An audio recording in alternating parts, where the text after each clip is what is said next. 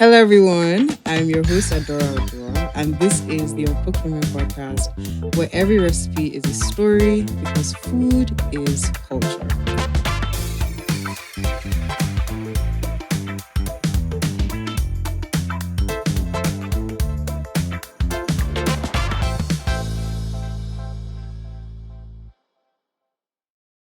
Hello, everyone. I'm your host, Adaorah Oduah, and this is the Uncooked Women podcast, where every recipe is a story because food is culture. Joining me at my salad bar today is the executive chef, or head chef now, and founder of the Atije Experience, a multi-course dining experience that celebrates the complexity and innovation of West African food and dining. And she's also the winner of one of the first ever cooking shows in Nigeria, The Kitchen, season 1, Chef Moyo Akinbo. Hi. Hi. Thank you for having me. Thank you for joining us, Chef Moyo. Of course. So to get you started, obviously, I love a good drink. I write about drinks for a semi-living kind of. So what can I get you to drink? What do you feel like having? We have only 2 options, but I can get you any of the 2 that you would like. Yes. Anything surprise Anything. me. I'll surprise you. I'm Okay. good. All right. So we're going to play like a little game All right. of this and that, or this or that, just to kind of like know what you like, what you don't like. Plantain chips or potato chips? Plantain chips, please. There's just something. Plantain has that sweetness that potato doesn't have. Potato can never have. Okay, well, sweet potato, but still it's different. And there's a way that plantain chips expected have a more from special you. crunch. No, please, plantain all day, every day. Okay. Yes. Matcha or a Vietnamese coffee? I thought you were going to tell me matcha or moringa. Or So I could tell you moringa. moringa. Yes. Like, how do you like make the moringa kind of like matcha? You can make moringa like matcha, yeah. You can make moringa ice Interesting. creams, moringa lattes. Speaking of ice cream or sorbet? It depends on how I'm feeling. Okay. But like on a hot Lagos day, I would say on a hot sorbet. day. But like if I'm just feeling a bit, decadent, indulgent, why not ice cream? Why not ice cream? Cheers. Cheers. So, I love a good cocktail. I'm a cocktail girl. Well, I am a beer girl. Let me not lie. Okay. I'm classy. I'm on my podcast, so I'm classy. I'm not I'm not in my normal environs. But when I'm in classy environments, I do like a good cocktail. And I'm wondering, besides me, who is your dream cocktail, culinary celebrity cocktail guest? What are you guys drinking? So who are you drinking this drink with? What are you guys drinking? And where are you drinking it?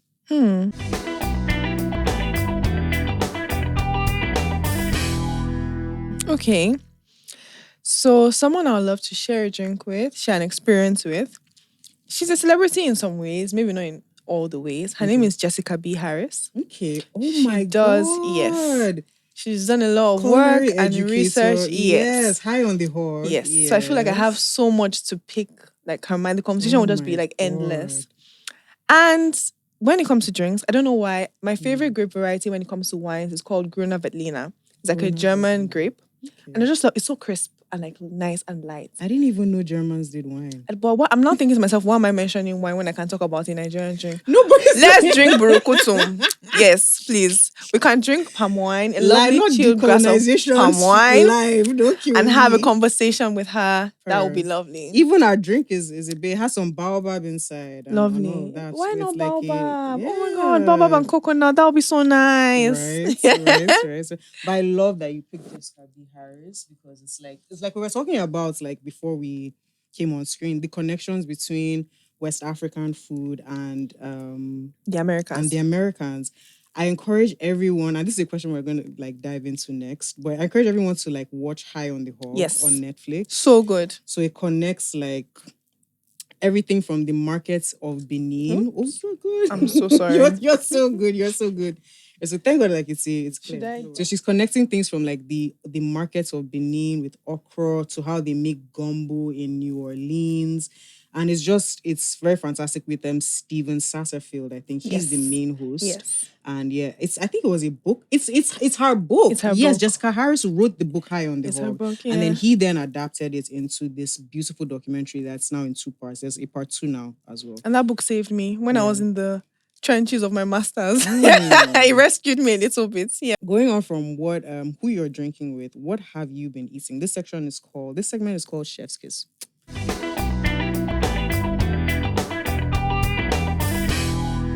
I want to know what you're eating, what you like.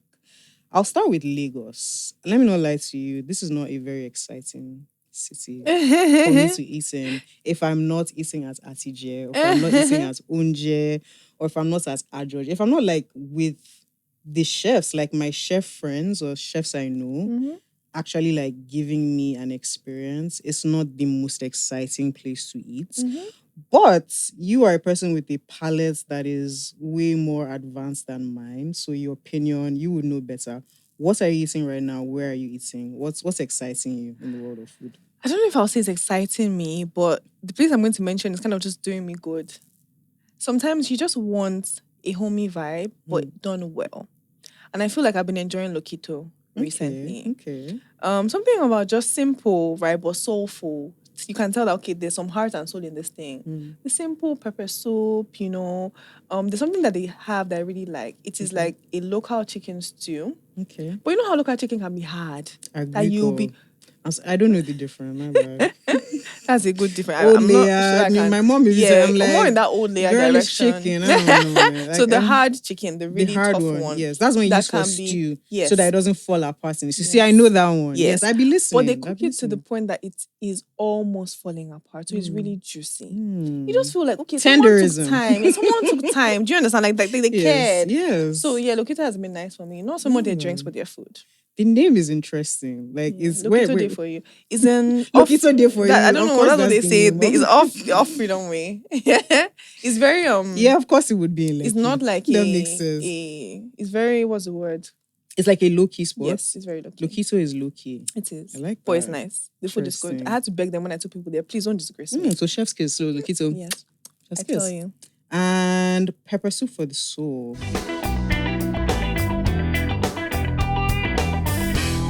Speaking of the pepper soup at Lokito, when you are not feeding your soul food, what are you feeding your soul media-wise? What are you reading? What are you listening to? What are you watching?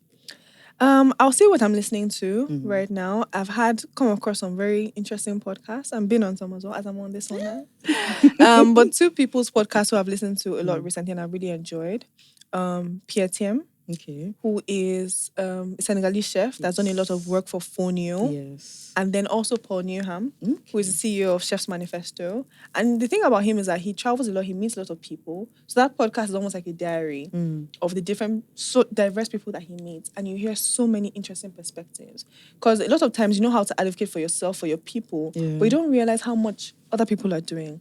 Or Mexican chefs, so people that are on low waste, zero waste mandates, if we say. So it's just an insight into the world of people who are doing great work out there. I can imagine what a zero waste mandate would look like in Nigeria. Nobody needs a zero waste mandate more than Lagos. More than Lagos, Abi. Yeah, I agree with you. Specifically, my lord. We need it. Like, and I'm sure like so much of this is food waste as well. It is. We know in Nigeria, we have like a crazy amount of post-harvest loss, which means before the food gets to the market, like 50% of it is wasted on the way. In transit. That is why our food is so expensive, mixed with transport, and it's so sad when people are starving. Yeah.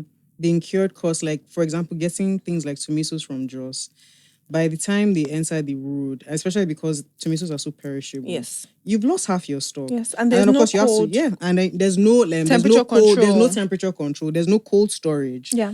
So by the time it comes to Lagos, you have to hike up the price to make up for like the what loss. are spoiled? That's just like, it's insane.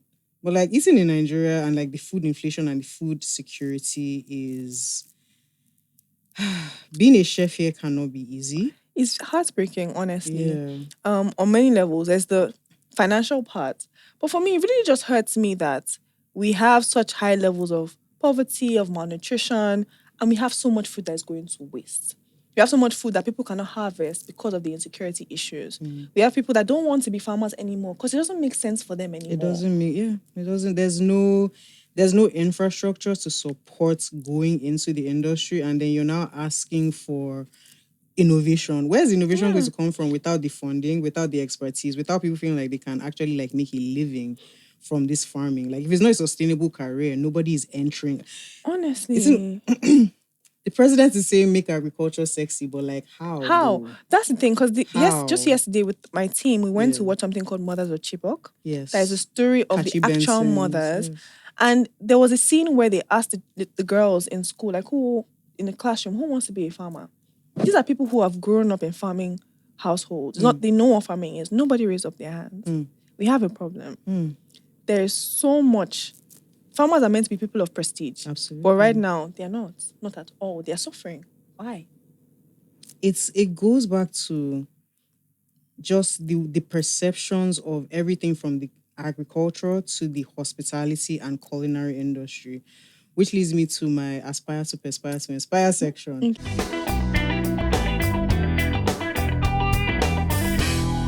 Because you are somebody who pursued the culinary arts from a very young age. From about 18, you attended the Culinary Academy of Switzerland. Yes. And you got this training very, very early on. What was that like in a society like Nigeria, where I feel like chefs are something that is a phenomenon that happened in the last 7 years. Before then, it was you have a cook and it's from Benin Republic or Togo. Maybe 10 years. Like maybe 10 years. Yeah, but maybe like 10, 12 people, years. the concept of a chef or that like being a viable career was just like not a thing. I agree with you. I remember in secondary school, I had a math teacher that came up to me and said, "Why do you want to be a caterer? Why don't be a doctor? People will always be sick." And I said, "But people will always need hungry, to eat. Like, can we not like stop making these comparisons?" But people always ask me that, "Oh, how did you convince your Nigerian parents to let you study culinary arts?" That's literally what I'm the asking. bat. How did you? And I'm like, I really didn't have to do much convincing for my parents. Thank God. My parents were just like, "Okay, you're going to have to stick and stay with this if you truly say this is what you want to do, and you're going to have to find somewhere that you can get a full degree." That's why I ended up going to CAA in Switzerland. So my course was, it was food, it was cuisine, it was pastry, it was also business, it was also marketing, it was also like the finance side as well. So it kind of gave me that holistic like a insight. full spectrum of the industry, not just how to make the food, but how to make money making the food. Yeah, because I mean, people think that a chef is only in the kitchen, and it's really not. Oh no, you're budgeting. You're doing so many things. You're doing inventory. There's so many things you're doing. Yeah. Oh my God. So it's a very vast career still. Yes. And I think, as you say, more and more respect is coming to it these days. Yes. Because before I just kind of felt like, you're just cooking. It's not just to cook. It's not just what to is cook. there? But speaking of Switzerland, what is the food like over there? Because I'm trying to think. Besides Swiss cheese, I don't know. I can't tell you what Swiss people eat. This is an interesting question. You don't know. No, I know, but it kind of is consistent fish? with. No, that's more like the Nordics. It's kind of consistent with the rest of like mid-Europe, because it's right in the middle of France, Italy, Germany. Okay. So potatoes. They have like lots of different kinds of fries. There's a dish called raclette, which is basically potatoes. Cheese. Yes, you melt the cheese with like a special machine, and then you just put it over the potatoes. Yes. Yeah. I do love a cheese and potato. I mean, why not? That's fair. Different varieties of cheese as well. Yeah. And then they also have a bit of that chocolate culture, which we can talk about as well in regards to West Africa. But speaking of, right, so you are trained in a Swiss academy, and then you come back to Nigeria where you run the Atije dining experiences, which we're going to get into. So please, for our audience, I've attended one of your dinners. I've attended 2 of your dinners, and we're actually talking about how this is. I've attended 3 of your dinners. Oh my God. Yes, and they've all been amazing. And we're talking about how this is like the anniversary of the very first one that I attended, IWD last year. So speak to me about 2 things. 1, deciding to start Atije, and 2, blending the techniques you've learned, these international techniques, with local ingredients, local produce, and local food. So for me, I think there was a point in time in culinary school where I had to understand that I really didn't know much about my food culture, and I wanted to. So in culinary school, we have something called Chef of the Day, which is when you get to lead your class to do a particular menu. And I had a menu that to me represented where I came from. And I had experienced pushback from the rest of my classmates. Some key people who thought that they were better than others. And that was a moment for me that it was a defining moment where I was like, no, when it's your turn to cook your Greek, your German, your French food, I fall in line. So for me too, you have They to do the didn't same want to thing. cook the food. They wanted to change it. They wanted to They wanted change to the food make that it you were whatever they cooking. wanted it to be. And I said no. Okay, like when Yes. you give them your The name, recipe, like when you say your yes. name is Chinedu and they're like, can we just call you Mark? Exactly. Is that what that's basically what they wanted to. Exactly. That is the perfect analogy. So for me, I thought to myself, what do you mean? And then it kind of dawned on me how underrepresented West African cuisines are globally. And that kind of started the desire in me to say, okay, I want to do something regarding this. Coming back to Nigeria, it was COVID, it was NSARS, everything was happening, and I really didn't know what to do with myself. Then I came across It on Test Kitchen with Chef Michael, and I worked there for about a year plus, and that for me brought it together. There's something about knowing how to do good food or fine food or whatever it is. And there's something about knowing how to cook our food and then bringing it together. Yes. It's not just saying I'll plate amala and make it look pretty, or I'll do pepper soup as a consomme and bring it together. It's about saying, how do I capture the essence of this food? How do I give you, I don't know, a leaf, you taste it. And you remember the egusi soup your grandma used to cook for you when you were 3 years old. So about carrying true memories through food. Telling a story. Iton brought that together. Iton means story. Iton means story. Of course it does. That's Iton means crazy. story. Iton means history. Yeah, it means history. Yeah, so for me, that kind of brought it together. And then Atije was kind of born from that to say, okay, this is a connection. What does it mean to me? What does it mean for me? How do I bring this home for myself? How do I use it to keep exploring Nigerian cuisine and culture and telling our stories? And that's really what Atije is all about. So at Iton, what were you cooking? What were some of the first dishes you made that really made you start understanding, like, I need to understand the elements of Nigerian food. I need to understand where our sources of umami come from, where our seasonings come from, the range of our spices. What made you really start deconstructing the cuisine to start creating something else? What were those first dishes you were making? That's a very good question. I'm trying to remember first dishes especially, but I want to even talk about the basics. Okay. So I remember that there was a spice rack in Iton. And whenever I'm free, I'll just sit down and look at it. And just say, what is this? I didn't know what they were. Is it thickeners, okobo, or whatever those thickeners were? I'd never heard of them before. Some of the pepper soup spices, bafilo, umilo, uyayak. I was My like, mom what's has this? a container of pepper. I don't know what anything is. It looks like one looks like a bean, another looks like a cinnamon stick, another. But I'm just like, you put everything inside. Pepper soup fire. Yes. But nobody actually is provocative. Nobody knows what it means. So that Nobody was knows my what journey. It means. Yeah. Understanding what these things are individually and collectively. Simple things like making stocks. Because a lot of times, we have quick fixes to make our food just delicious fast. Or we just add a little bit of this and that. Cube. Yes. Yeah. That's another conversation for another day. A little stock cube here and there. Yeah, I think as professional chefs, that shortcut is not really meant for us. We're actually meant to make the stocks and build the flavors. And, understanding how to boil beef bones, roast them, put in the right spice mixes and cook it for a particular amount of time to get that delicious flavor that you will still get in a stock cube, but better. As you say, the iru, the dawdawa, the ogiri, I came to really appreciate what they did in food when I took out those stock cubes. The dry fish. You know what I mean? Those things that carry the crayfish. Fermented they are so flavor, powerful. The funk, yeah. The funk. Because we appreciate the misos, the soy sauces. Okay. Why not our irus and our dawdawa? Why not the ogiri? Okay. Why not? Okay. And those things carry power. Yeah. And they also support women because a lot of times it's women that are behind those long processes the farming, that make the a big difference. The selling, everything. And these are women who have been pushed, they're informal economies. Yes. Co-opted by corporations, typically Western, push them out, and then the informal economy is to the side, and then they come and sell you some cheaper modern products, like a bouillon cube, instead of, going through the process of going to the market to go and get your processed iru. They'll sell you this easy solution. But at the end of the day, they have cut off an entire economy of women who used to provide this service instead of figuring out how to integrate them into the agricultural ecosystem. And then you now wonder why is climate change happening. If it's not sustainable, what made you think it was going to work? Honestly, and even when it comes to nutrition, yeah. If you look at the nutrition profiles of the iru, of the dawdawa, they are so good for you. They're so high in protein. And I was telling someone the other day that seasoning cubes are backed by money. They have marketing budgets. Iru does not have. Iru does not So have we have to choose to somebody promote get it. Iru a marketing budget. That's what Iru needs. That's what it needs. That's literally what it needs. And you are the perfect ambassador because you're also the ambassador for one of my favorite Nigerian ingredients, bambara nuts, aka the base Okpa. of the most delicious. Come on now. That's why everything is yellow. Come on now. Are you serious? No, it's not.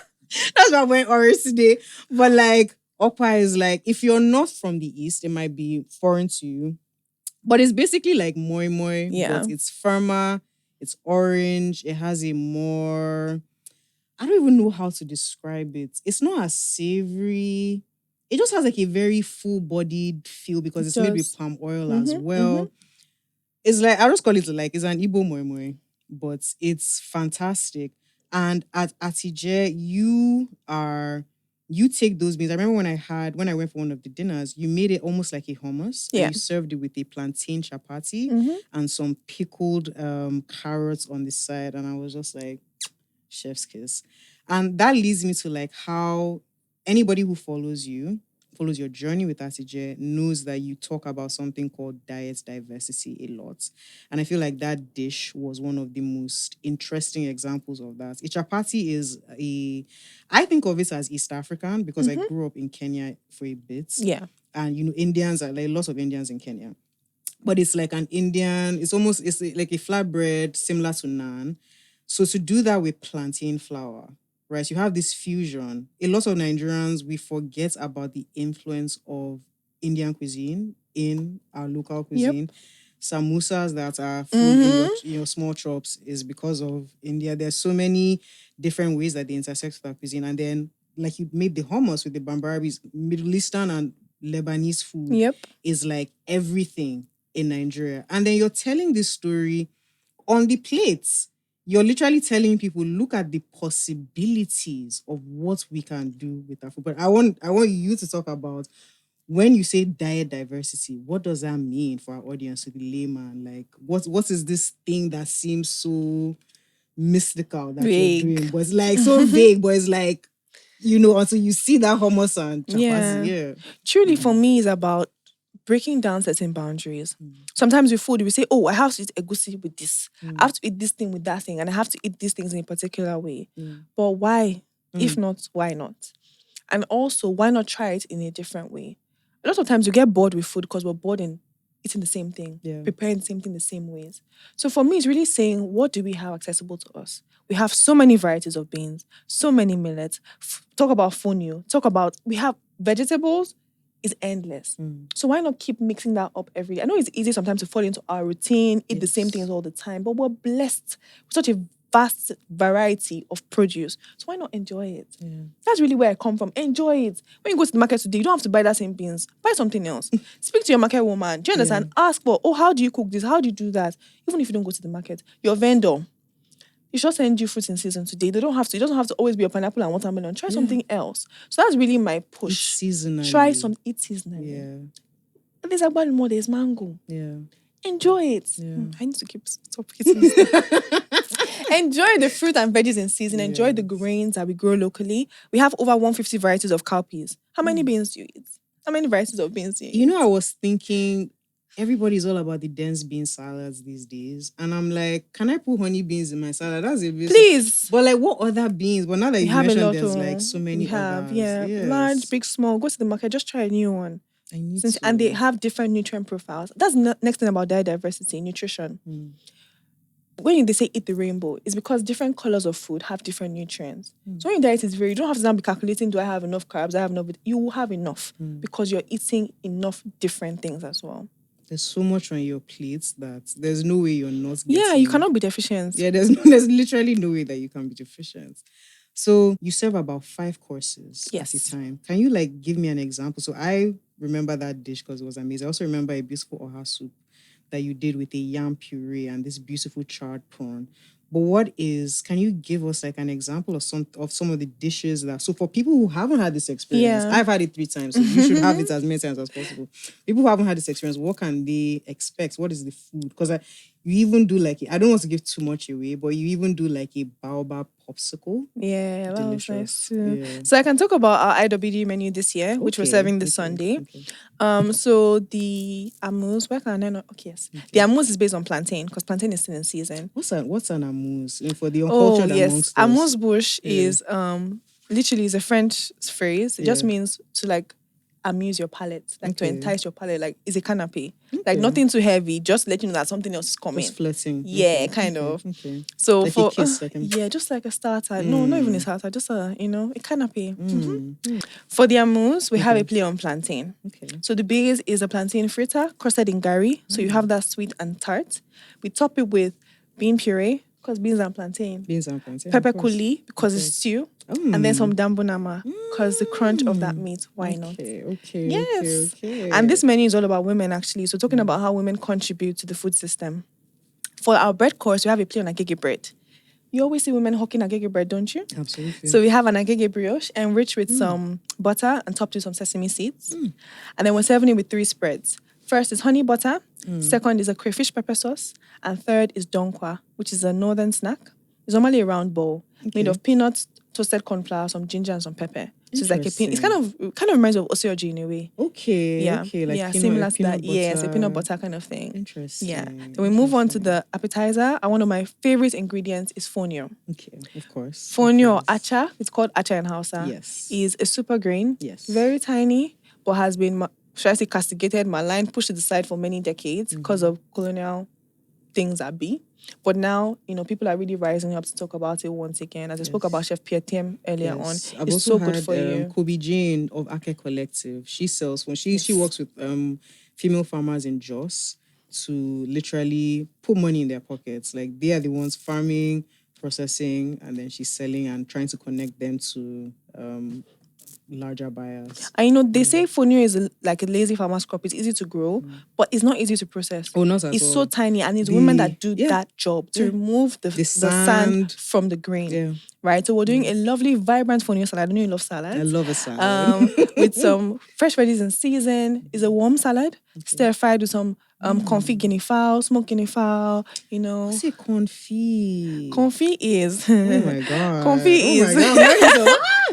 No, so it's a slow cooking method. Okay. Instead of using water or stock, you use fat.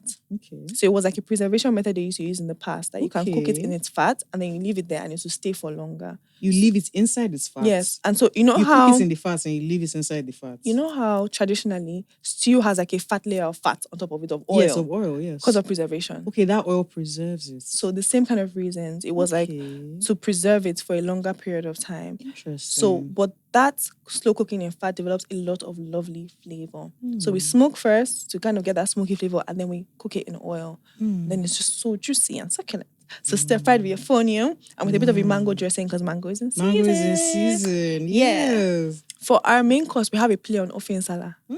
That's my people's soup. Yes. Yeah. So I love how it has those pepper soup spices, but it also has some thickening to it. We're serving it with yam puree, as you had said earlier, some seared fish and prawn and a bit of a salsa, and some uziza leaf. Amazing. Yeah. Then time to cleanse your palate. And we have mango again, because mango is in season. Let's celebrate it to the fullest. Yes. We have a mango sorbet with a guava gel, pink guava gel, and some fresh mint. And it's time for dessert. My favorite food of all time. Agbalumo. African star apple, time to shine. We're making an agbalumo loaf cake. Agbalumo loaf cake? Yes. And it's going with, let me remember all the components now. Agbalumo loaf cake. How are you putting the agbalumo in the cake? So we're using the juice to make the cake, and then we're also putting some chunks into the cake. Oh my God. Yes. With a passion fruit ice cream. A fruit cake. Like a fruit cake. 100%. 100%. That's beautiful. Why not? So I love the tartness of agbalumo. That was what I was going to say. Like, so it gives me almost like a lemon loaf vibe. It's like citrus cake, like but a citrus cake in an agbalumo. Yes. Yeah. So with the passion fruit ice cream, some spice crumble, some twill for some crunch, and then we're serving it. We love to serve our desserts with warming teas. So we're making an agbalumo chai. To go with that. You are the person to talk to about a lot of things, from fine dining to cooking competition shows. You're like really in the Nigerian food media industry, like the food industry, from like whether you're cooking or whether you're performing in a competition. What was that like being on? And was that like one of the first? I think it's one of the first I will never say it's the first because there's Yeah. probably something else out there, but it was one of the most notable cooking competitions in like the past maybe decade or 5 years that has come out. This was the Kitchen Nigeria. Yeah. So talk to us a bit about your experience. The kitchen was a lot, but it was a proof of concept for me because at that point I was thinking about Atije, but I wasn't sure if I should step out or not. So it was like, this thing you're saying you want to do, prove to us that you can do it. It was really hard, This is to I your have parents? to say. Not Or to like myself. to yourself. That Okay, should okay. I like, you have to put your money where your mouth is You now. have So I to had put to your money decide, where okay, is this something I want to really pursue or should I stay where I am? So that was what it meant for me. So I really put my heart and my soul into it. It was a lot. We had to do a 3-day pop-up and serve actual guests. It was like the next restaurateur. So you're more than a chef. You have to coordinate service, So how many front there of were? house. There were like several levels, like Yes, like, 3 levels. 3 different levels. Yes. Okay. So there was semi-finals where you just have to cook one of your dishes, 2 of your dishes, and present to the judges. Then you now had the pop-up stage. That was a lot. You think you can do these things, especially for smaller groups of people. On the day things go wrong. Things go, and it's how can you comport yourself to see it through to the end. It taught me a lot. It was really exhausting, but it taught me a whole lot. And I didn't know I was going to win, but I won. That was also very fulfilling. And it kind of gave me that stepping stone to say, okay, let's start. Let's do this. You can step out into the deep and see what happens. Is that where you crafted your celebrity chef persona? Am I a celebrity chef? I don't know if I see myself that way. Your face is all over the Atije videos and everything. Like you're out there. And I also feel like in today's day and age, with every industry, not just like food, it's almost impossible to like not be affected by how new media is disrupting all our industries. Yeah. Right. So even if you're a chef, like, and you can't be behind the scenes anymore. Right. Yeah. That era is gone. Yeah. People want to see you do your work. It's true. Very true. Like they want to like watch you work. They want to feel like they can cook like you. Right. So like, yeah, what's it like maintaining that? Because you have a huge media presence with Atije. Right. Like being visible in the African food space. Like, why is that like super important for you? Because you're telling these stories and we can talk about it all day, but if nobody was seeing it, right, it's a completely different thing. So I think it's really important to me just because of representation. I feel like sometimes these things are important, but when you don't see someone that resonates with you talking about it, it doesn't mean as much. So for me, it's about saying, I won't just say that these things are important, but I'll put myself out there for it. I will tell the story. Like, I feel like I'm out there because I have important things to say. If not, there's no point in me being there. So it's really about saying, I have this story to tell, and I will do everything I can to let this thing get out there and share it with myself or with anybody else. So whoever wants to come and join me, please come. Do you understand? I'm willing to shout it from the rooftops until we all come to that appreciation and acknowledgement of how important and how beautiful our food culture is. I love that. You've come such a long way. And before we wrap up, I want to know where you're coming from. So how you grew up, where you grew up, influenced the way that you eat now? What has that journey been like for you to create the chef that creates all these different types of flavors for us? That's a good question. I would say that, and I think with all of us, I've had such great influences in my childhood. Inadvertently, nobody knew that they were trying to prepare a chef. Do you understand? Yeah. It was just the love and the care, right? From simple things, my grandparents, my nannies growing up. Like we had a house help that's from Togo. That had an influence on me. Just seeing her cook, understanding her food culture, understanding things that she hated about Nigerian food too. Don't kill me. It made a big difference, like, because it just helped me understand. Like, okay, people have different views of food. Do you understand? Yeah. And then one of the biggest things for me is community. I have a big extended family, and we always come together on like notable days to celebrate. So that thing of let's eat on one table. Let's come together and talk and gist and eat and, share those memories. It has been a big deal for me since I was a child. And I think Atije also helps me do that. I was literally going to say, like, it's like one, because you bring people, a lot of the time, people that we don't know each other. Yes. Like we're just meeting for the first time.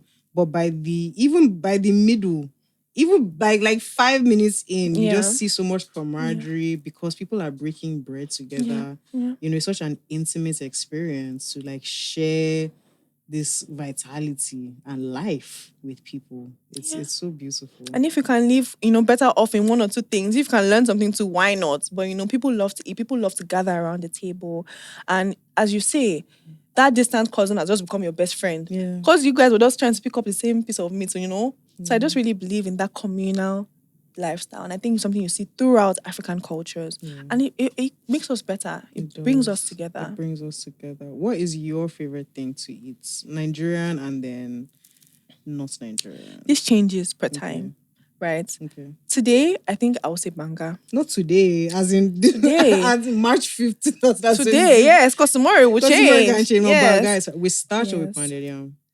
With eba. With eba. I'm so sorry. Yeah, no, I'm judging you. I'm so sorry. I like banga and white eba. Yellow eba. I don't really mind when it comes. I can eat it. Yeah, I just like that tartness. Pounded yam is the superior swallow. I agree with you though. Okay, I do agree with you. Okay. I do agree. I was expecting more. I would take pounded yam over most things. I would. Pounded yam is really good. But in my opinion, is just that is a soup.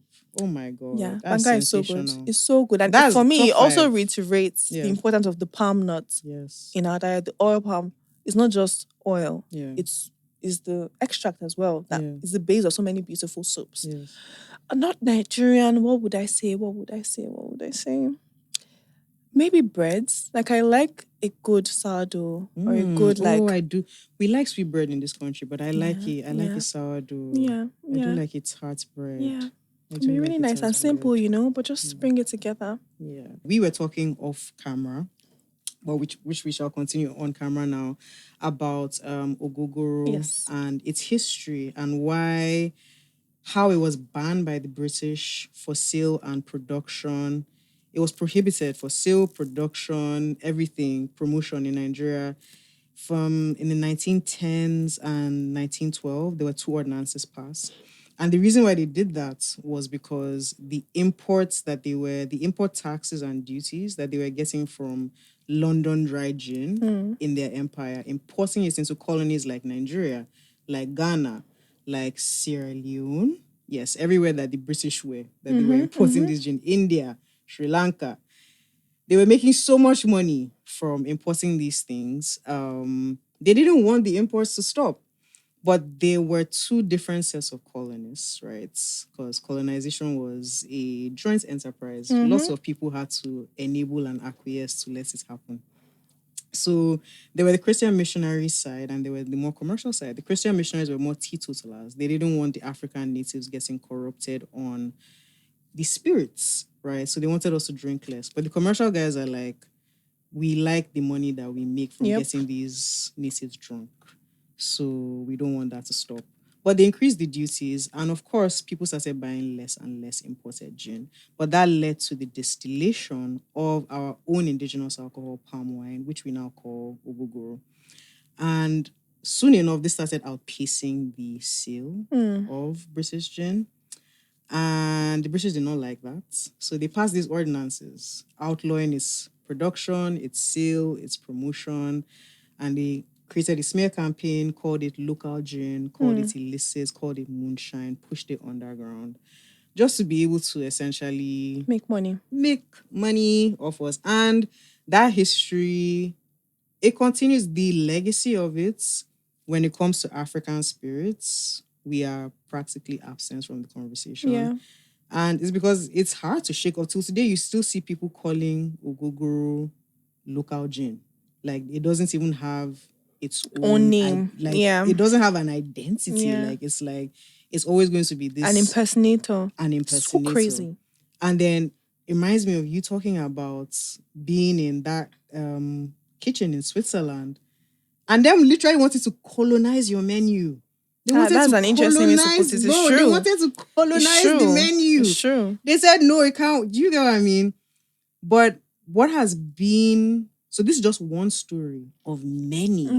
And I'm sure that like in the course of that program, learning so much about your own food, learning so much about your own culture, introducing it to the world, what is that like, being in that space where you have to be this ambassador for your culture on this very important skill? Like there's so much at stake. Yeah. Oh my God, no pressure. But like, yeah. It can often feel like, when will this end? Are we really making Mm. progress? It can feel a bit heavy It feels sometimes. like we've been having the same It feels conversation. heavy, but honestly, I just choose to look at it from a celebratory perspective. Like, I will keep doing this until I can't. And I say that I love Nigerian cuisine because I believe that if I try a different food, a different people's food, a different dish, from today to the day I die, we will not have finished our food. So honestly, I believe it's a journey that I'm happy to be on till forever. I love that. Like, it's okay. It can be heavy. Oh, I Definitely won't. I is. won't disagree. Like, it can be heavy, but I really believe that there is joy in saying this is who we are and this is who we will continue to be, and keep sharing with the people, even with us. Because sometimes we lose sight of who we are too. We forget. It's like how you say you can forget how amazing you are. You can lose your Yeah. wonder. But I want to just keep reigniting that wonder. Like, oh, this is how you feel. This is what you need. Have you tried moringa? Have you tried baobab? What about fonio? What about bambara? Like, we have endless resources at our disposal. Is it our fruits? This is our fruit. Do you understand? These are vegetables. We've born so much knowledge through things we've gone through. Yes. Because even the Biafran War, do you know how many new Stockfish. vegetables?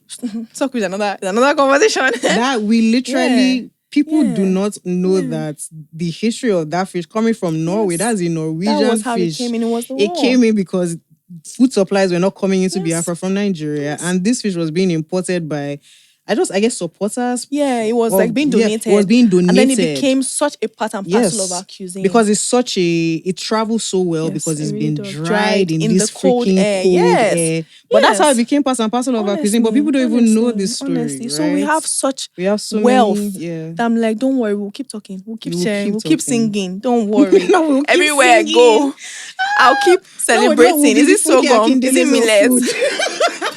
I don't mind. We're going to dance. We can dance. I don't mind. Shout out Funke. Me, I love Funke Akindeles. I do. I'm I gonna really dance love for your her. destiny. I really love her. I must I say. love her. I love her. How many people can do what she has done? Okay? Do it if it's easy, Do it please. if it's that part. That part. But thank you so much, Chef Moyo, for being Thank here you for with having me. us. It's been so, so lovely. See you at Atije this Sunday. You see me, you will see me. Thank you.